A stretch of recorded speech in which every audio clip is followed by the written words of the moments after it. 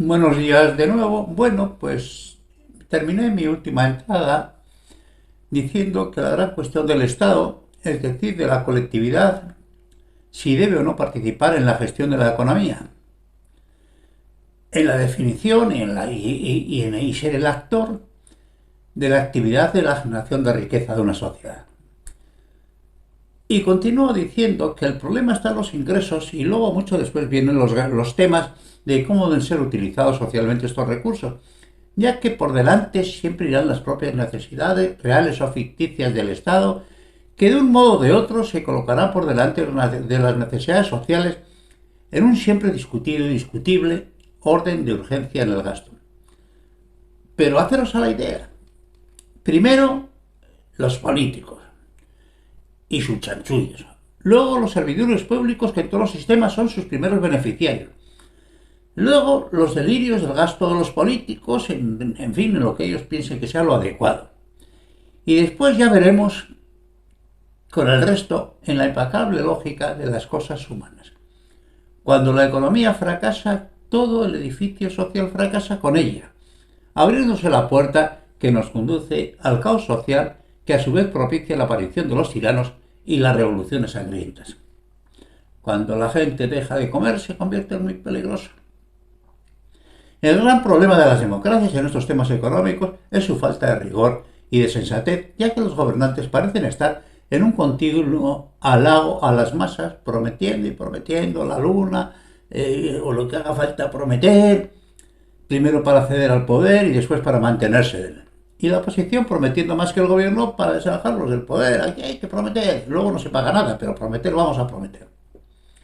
Y el pueblo exigiendo y exigiendo la luna y el resto de los cuerpos del sistema solar, sin tasas, sin medida, convirtiendo las ayudas coyunturales en derechos económicos permanentes e irreversibles. Y nadie que gobierne o pretenda gobernar se atreve a contar la realidad y hacer los recortes y los sacrificios necesarios para equilibrar gastos e ingresos, mientras todos los estados modernos se van convirtiendo en mastodontes cuyo gasto parece imposible de controlar. En esta época nuestra, las sociedades parecen que se han asentado de manera permanente en la irrealidad y en la inhibición. Nadie quiere enfrentarse con las obligaciones que nos corresponden y preferimos despejar la realidad hacia el futuro para que las próximas generaciones se hagan cargo, si pueden, que no podrán, de saldar las deudas que nuestro desproporcionado nivel de vida y de gasto social va de continuo acumulando. No podemos gastar más de lo que ingresamos. A partir de marzo, y antes en muchas sociedades y comunidades primitivas y de ideales religiosos, con bienes en comunidad y voto de pobreza personal, que existen prácticamente en todas las religiones del mundo, e incluso Platón propuso como ideal social que ni los gobernantes ni los militares tuviesen bienes propios y que viviesen en comunidad para evitar la corrupción, que se tuviesen en comunidad bienes y mujeres, e incluso también en nuestros días, ya que las iglesias, solo por amor al prójimo, hacen más por los desprotegidos que incluso los partidos políticos que ideológicamente dicen representarlo. Es verdad. Todos esos partidos políticos dicen representar a los pobres.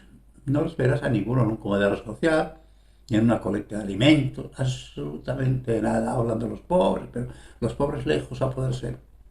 De esas cosas se encarga la gente por amor, habitualmente por ideales religiosos. Algunas sociedades, dados estos elementos, algunas sociedades entendieron que dado que la satisfacción de las necesidades es un deber colectivo, la gestión de la riqueza también debe ser un deber colectivo. Y en su siguiente paso lógico, dado que el Estado garantiza las necesidades de todos, sea el Estado propietario de todo, ya que el Estado somos todos. La concepción ideológica desde el punto de vista de la razón es absolutamente impecable. Esto era en origen el pensamiento comunista y religioso, en fin, mucho antes religioso, como es natural en esas comunidades religiosas. El problema es que este pensamiento no ha conseguido funcionar en su expresión práctica, ya que aun siendo el ser humano teóricamente su último destinatario, no se ha contado con las motivaciones profundas de la naturaleza humana, que ha participado forzado, apático y con desinterés en un orden que por la naturaleza lógica de los comportamientos humanos ha seguido propiciando la misma estratificación de privilegios de clase y las mismas injusticias sociales, solo que con otros nombres. dictadura del proletariado, en fin, lo que tú quieras. Pero igual o peor. Mucho peor en mi concepto, mucho peor. Que se intentaba evitar esas cosas, bueno, pues multiplicadas por 1000. Consolidado además por el perverso concepto de la dictadura del proletariado que negaba cualquier discrepancia crítica o alternativa distinta, ya que Marx y todos sus seguidores ideológicos, con una lección muy aprendida, y también todos los grupos fácticos y religiosos, descalifican en conjunto cualquier argumentación en contra sobre la idea de cualquier opinión contraria o sencillamente discrepante, el simple lacayismo bastardo, contrarrevolucionario de los intereses del capital o de la religión o de lo que sea, descalificando de este modo tan genérico y tan como tanto al argumento como al argumentador. Y lo mismo en sentido inverso el capitalismo. No atacarás al argumento sino a la persona. Repito, esto es lo que se llama argumento ad hominem. No atacarás al argumento sino a la persona. Cuando no puedes atacar al argumento, pues vete a por la persona. Comillas. Marx y Engels nunca trataron de refutar a sus oponentes con argumentos. Los insultaron, ridiculizaron, difamaron y denigraron, y en el uso de estos métodos sus seguidores no son menos expertos. Esta es toda la labor del comunismo. Esta es toda la labor del comunismo, los insultos, los ridículos, la difamación.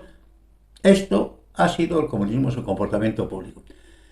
Su polémica nunca se dirige contra el argumento de sus oponentes, sino siempre sobre su persona. Y lo dijo esto que antecede, lo dijo una persona muy calificada, la dijo von Mises. Y abandonado sobre el tema, Thomas Sowell dice, comillas, la mayor parte de la gente que lee el Manifiesto Comunista probablemente no tiene idea de que fue escrito por un par de jóvenes que no habían trabajado un solo día en su vida y que sin embargo hablaban enérgicamente de los trabajadores. De igual forma, descendientes de riqueza heredada repetidamente han propuesto el liderazgo de movimientos radicales con similares pretensiones de hablar en nombre del pueblo. ¿Os suena? Hoy, comprobado el error colosal de todos sus análisis y de todas sus predicciones, nadie suma con honestidad la responsabilidad en tantos crímenes y desafueros y sobre todo en tanta tontería dogmática. Muy por el contrario, la mayor parte continúan pontificando impávidos, borrando de su memoria la responsabilidad cómplice en los crímenes cometidos. La complicidad de autoría de los genocidios más importantes que se ha cometido jamás en la humanidad. Vosotros sí, vosotros que andáis hablando de moral y de los pobres y tal, sois cómplices de asesinos. E igual sucede en Occidente, donde nadie es responsable de nada, sean las locuras económicas o políticas las que sean. Incluso algunos continúan siendo comunistas a pesar de su fracaso absoluto sin paliativos. Joder, qué cosas. ¿Somos así los humanos? ¿Podemos ser tan golfos, tan mentirosos, de negar la realidad, negar la responsabilidad? Pues sí, lo somos. Y otras sociedades entendieron que la generación de riqueza es un asunto individual que lo deben resolver los individuos en la oferta libre de intercambio de bienes y servicios. La idea de lo que es bueno para cada uno de nosotros termina siendo bueno para la colectividad, el derecho a la propiedad de todo aquello que se consigue con el propio esfuerzo en el llamado mercado libre, donde las fuerzas económicas encontrarán por sí solas los necesarios equilibrios que permitan la generación de riqueza, primero para los actores económicos y después para la colectividad mediante los impuestos. Las sociedades capitalistas entienden como premisa fundamental que, comillas, las necesidades y los deseos humanos son infinitos y los recursos son siempre escasos. Cerrar comillas. De modo que socialmente es imposible erradicar la pobreza, solo en el mejor de los casos satisfacer las necesidades básicas de la población, siempre que la sociedad sea próspera y medianamente justa. Y el socialismo propugna el bienestar para el mayor número posible de la sociedad, normalmente arrasando el trabajo y los bienes ajenos, consiguiendo al fin la desmotivación de los emprendedores, ya que lo conseguido por el propio esfuerzo se pretende conseguir forzadamente que sea entregado a muchos que no hacen ningún esfuerzo. Lo que se denomina estados extractivos, donde más del 50% de la riqueza producida termina en manos del Estado, que lo distribuye en función más de sus intereses que de su funcionalidad, mientras en todas las élites de todos los países, mientras en todos los países las élites extractivas esquilman ferozmente a la ciudadanía mediante la privatización de los servicios públicos esenciales y al final precios siempre en escalada constante hacia el abuso y hacia el despropósito. Y a pesar de todo, el sistema capitalista funciona.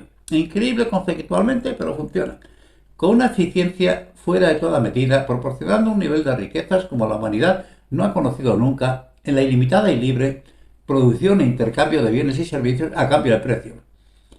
Pero en un clima de inseguridad extrema, en ciclos que parecen repetirse sin control ni solución, entre auge, recesión, depresión y recuperación, Mitchell, Keynes y sus teorías sobre la demanda agregada para regular el desempleo e inflación y la acción benéfica a los estados en la distribución de la riqueza y como motor del desarrollo, el liberalismo económico como base de la libertad de los pueblos, de Friedman y su tontería monumental de considerar la economía como una ciencia objetiva, imposible por definición, donde todo el mundo opina y todo de forma diferente y nadie puede solucionar, ni tan siquiera entender. El economista, comillas, es el que te habla de algo que no comprende y aún así te hace sentir un ignorante. Prosofo. Entre las teorías de las manchas solares de Jabón o las psicológicas de Pigou, el narcocapitalismo de David Friedman, llevando atrevidamente un paso más las teorías de su padre, entre inflación y recesión, o ambas cosas a la vez en esa loca situación de esta inflación, ahora aplicando medidas monetaristas o fiscales o incentivando la inversión o la producción o el consumo o la invocación a Moloch o a Mamón o tal vez al becerro de oro o la incentivación del consumo y el crédito irresponsable como camino de desarrollo y bienestar para todos, ya se sabe. A fin, lo importante es mantener la máquina en movimiento, la bicicleta moviéndose, de ello dependemos todos para bien y para mal. Comillas, más madera, y la economía pide, la sociedad, más madera. Aun cuando estemos usando al mundo como combustible para continuar en esta loca carrera sin proyecto, ni siquiera idea de dónde puede estar colocada la meta. Pero más madera. Y aun cuando estemos usando al ser humano como combustible, humillado y vencido por esta extenuante locura economicista y consumista, dejándole, comillas, sin calma para reposar la noche, sin fuerzas para enfrentarse al día. Os lo repito, estamos usando al ser humano como combustible de este loco economicismo extremo, humillado y vencido por esta extenuante locura, dejándole, comillas, sin calma para reposar la noche, sin fuerzas para enfrentar el día. Las razones del contrasentido de que un modelo aparente fundado en la razón no funcione y un modelo económico absolutamente irracional funcione magníficamente pertenecen a los arcanos de las cosas humanas. Muchos pensadores vienen a coincidir en que la libertad económica basada en el egoísmo individual entronca los niveles profundos de las motivaciones de la naturaleza humana, capaz de cualquier trabajo, riesgo y sacrificio en su propio beneficio, de muy pocos en el beneficio colectivo y de ninguno si puede o cuando se percibe que no le repercute ningún beneficio a título individual. No es desdeñable el concepto de la imposible planificación de los gustos y las necesidades humanas, los constantes cambios necesarios en toda sociedad, en un mundo en continuo movimiento, donde la burocracia planificadora, en lugar de ser una solución, constituyó en la sociedad, en todas las sociedades. En todas las sociedades la burocracia es una maldición, pero la sociedad comunista fue un cuello de botella que ahogó realmente al país. Yo tengo algunas experiencias personales, pero no quiero ni contar, son largas, pero era evidente que aquello no funcionaba. Yo estuve en la Unión Soviética en los años 60 y aquello era un disparate. Aquello era un disparate. Era como entregar, en fin, el Corte Inglés a la Administración de Hacienda. Creo que lo he dicho en algún otro sitio. Lo mismo, era un disparate.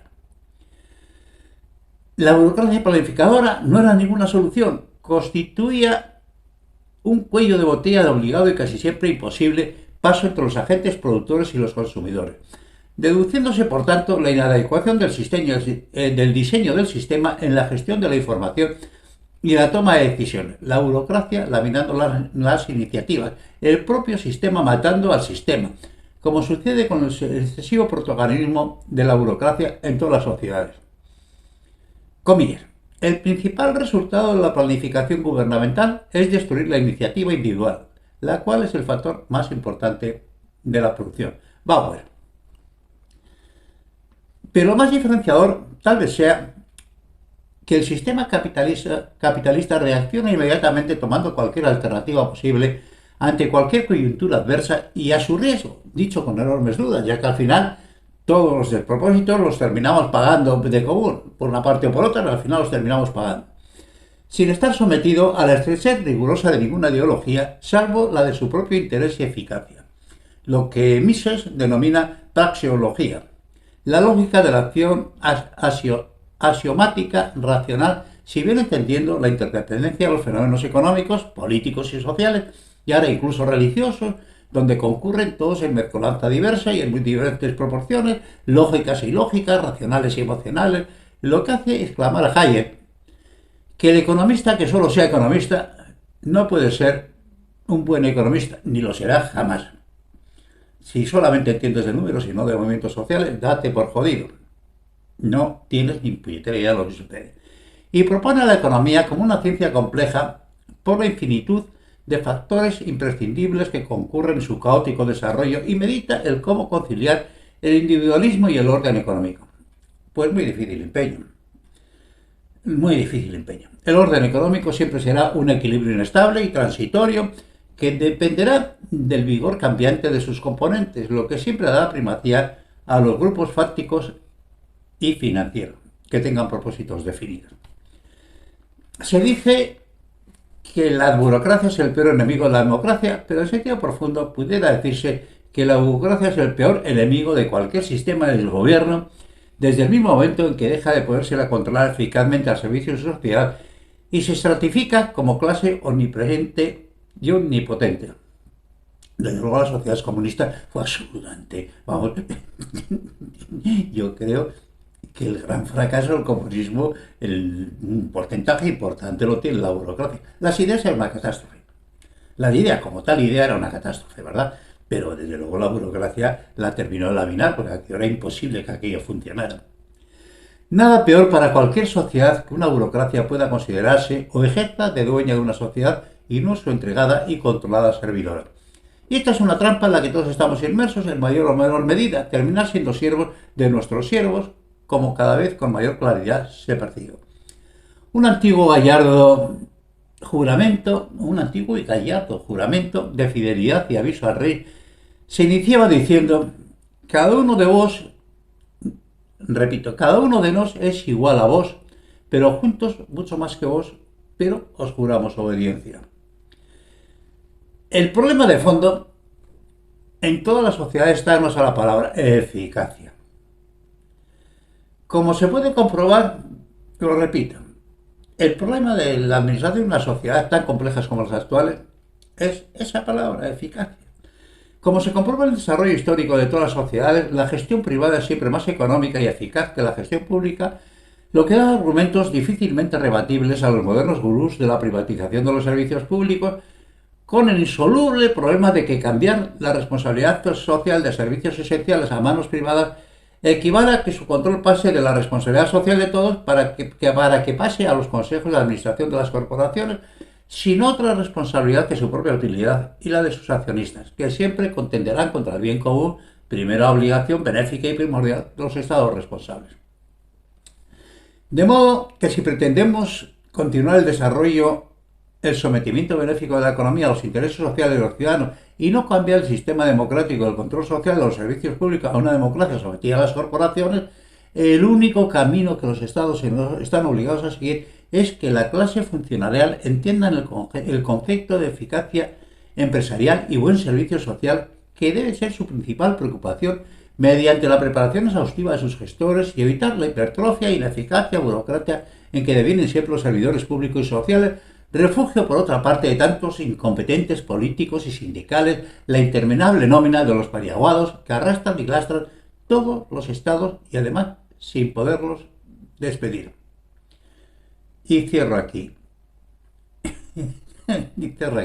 Esta entrada. Creo que ya os he dicho bastante por hoy, ¿vale? Un cordial saludo a todos.